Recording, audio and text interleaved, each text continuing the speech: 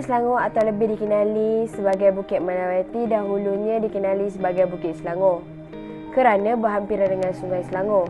Nama Bukit Melawati bersandarkan nama sebuah busut yang besar di puncak bukit ini yang dinamakan Busut Melawati.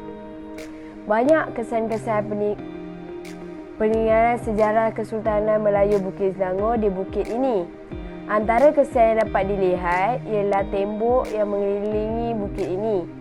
Ini terbukti bahawa pada zaman dahulu terdapat sebuah kota yang dibina pada zaman Sultan Ibrahim dengan dihiasi beberapa pucuk meriam. Pokok-pokok jati dan sena ditanam secara berselang-seli sejarak kira-kira 10 kaki antara satu sama lain bagi mengelakkan keruntuhan susunan batu-batu tersebut. Namun, semasa Belanda menaluki Kota Selangor, beberapa pucuk meriam pertahanan ditambah dikelilingi itu.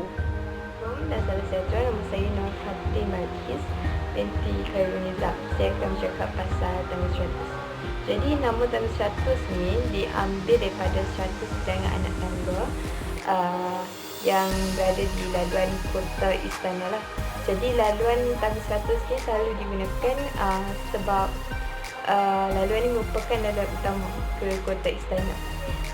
Tangga 100 ni dibuat daripada batu granit dan disusun dengan pepejal sebanyak 100 keping hinggalah bertumbuh penjuru Busut Melawati. Okay. Setelah para pedagang menambah perahu, sampan dan bahtera di pangkalan Batu Buruk, tangga ini digunakan oleh pedagang untuk ke Istana Sultan. So para pedagang juga menggunakan tangga 100 ini untuk menuju ke Istana Sultan. Jadi pada zaman dahulu tangga ini merupakan salah satu laluan utama bagi para pedagang dan juga Sultan untuk menuju ke kota istana. Hai dan Assalamualaikum warahmatullahi wabarakatuh. Nama saya Sufian bin Zulkifli. Seterusnya kita akan merungkai beberapa sedikit sejarah tentang makam yang berada di Bukit Melawati.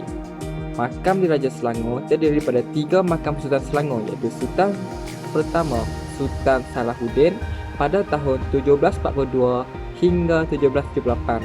Seterusnya terdapat juga makam Sultan Selangor kedua Sultan Ibrahim pada tahun 1778 hingga 1826 dan Sultan Selangor yang ketiga Sultan Mahmud pada tahun 1826 hingga 1857.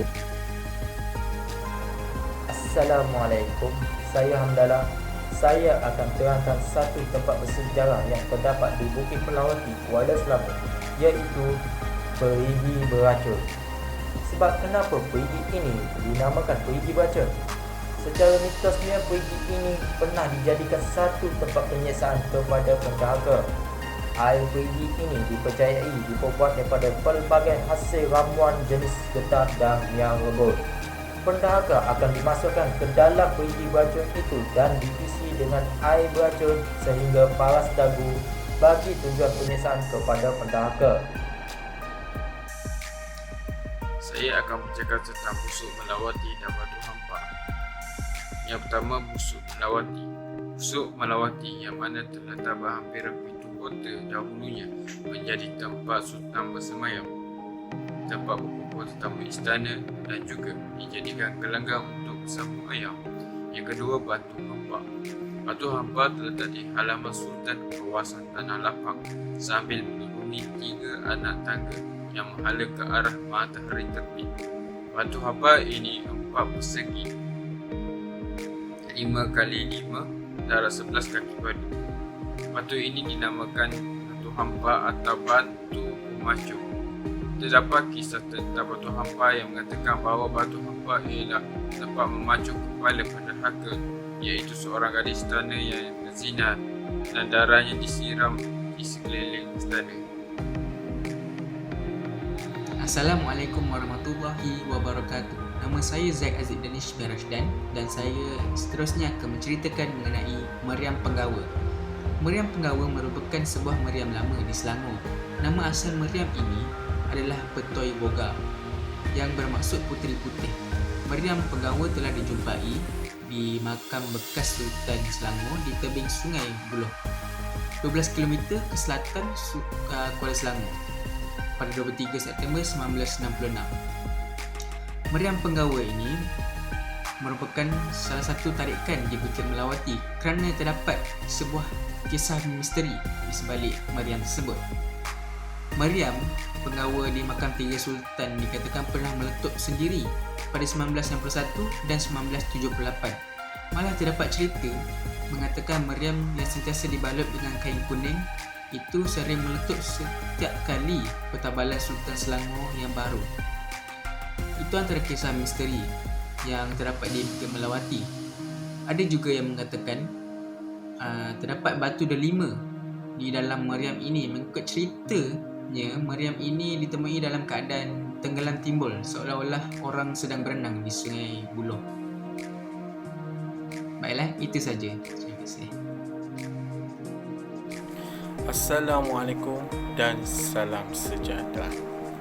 Berdasarkan video sejarah Bukit Melawati yang diceritakan dan dihuraikan oleh sahabat saya, terdapat banyak faedah yang kita memperolehi daripada video ini. Salah satunya, sejarah Bukit Melawati lama ini juga dapat mempertingkatkan pengetahuan sejarah dalam diri agar kita tahu sejarah yang pernah berlaku di negara kita. Sejarah Bukit Melawati lama melambangkan kebanggaan pihak masyarakat.